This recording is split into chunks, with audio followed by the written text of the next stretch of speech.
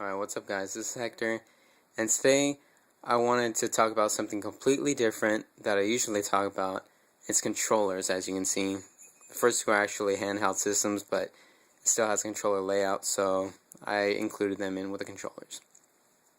I wanted to do a video because most people don't really read what I have to say. I usually write a couple paragraphs, and these days nobody has the time to read them, so they might watch a video. Okay, I want to talk about the perfect controller. No, I'm not just going to choose one and be like, oh, this is perfect.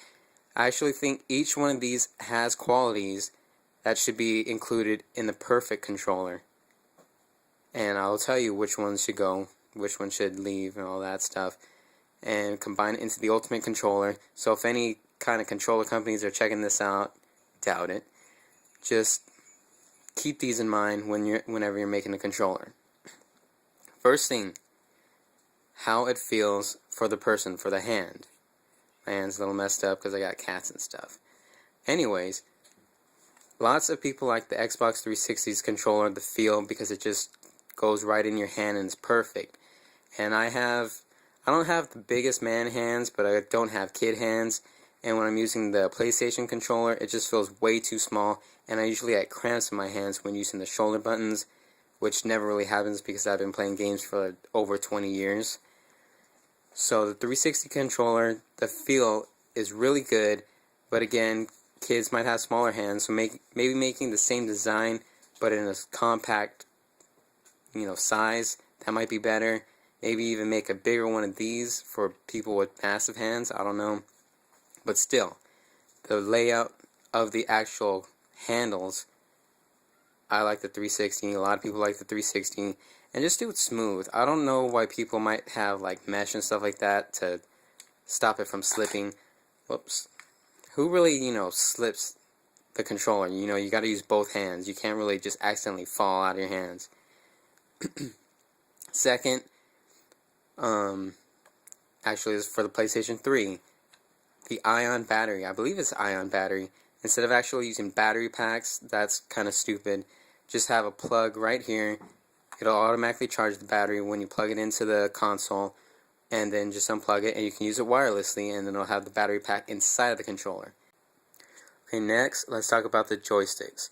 I'm not going to talk about the layout of the joysticks just yet, but just the joysticks themselves. There's a bunch of different designs.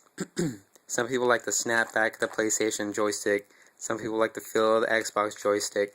And then I hear like the Nintendo president or something just likes these circle pads. I wasn't too sure about the circle pad, but it does snap back really cool.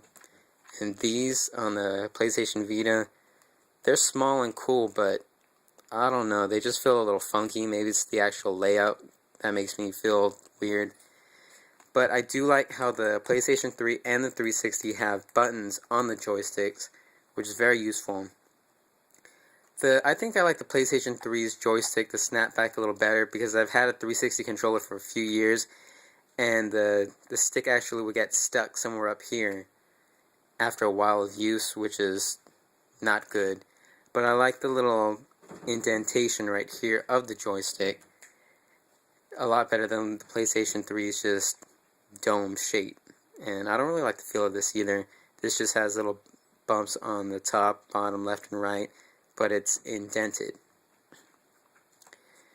And like I said, the circle pad, I'm not really sure about that.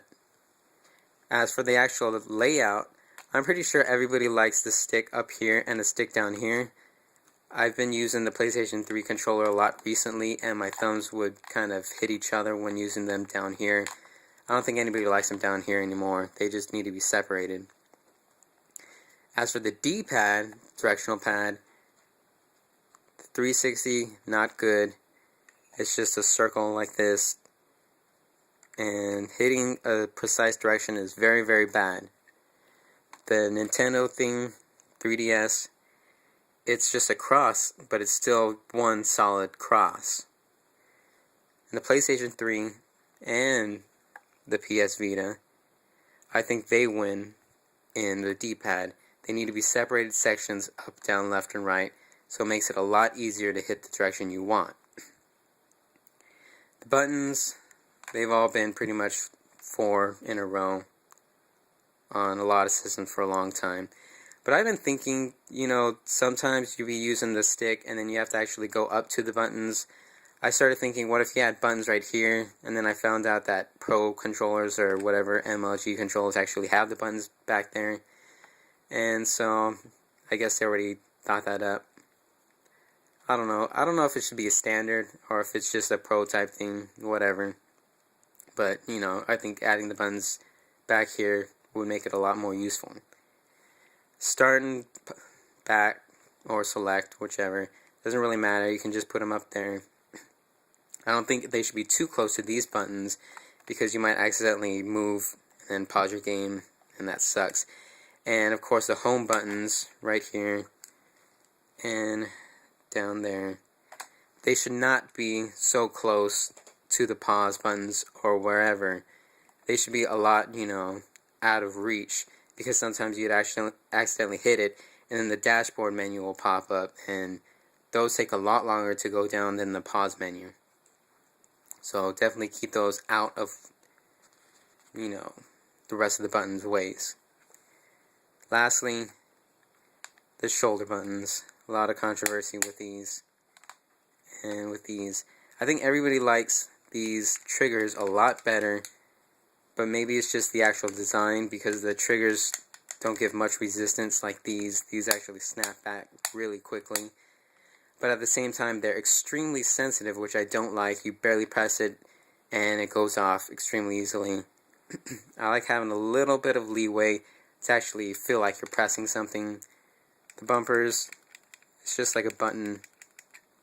Not too bad. These ones, they feel squishy. I don't know. I don't really like these shoulder buttons, L1 and L2. LB, RB feels really good to me. Triggers feel really good. And these, well, these are just buttons too, so either way. But using two on each side, so 4 total, I think is the way to go. So, all in all, as you can see, some positives from some controllers, some negatives from others, and that, I think, if you combine all of them, would make the perfect controller. And that's just my opinion.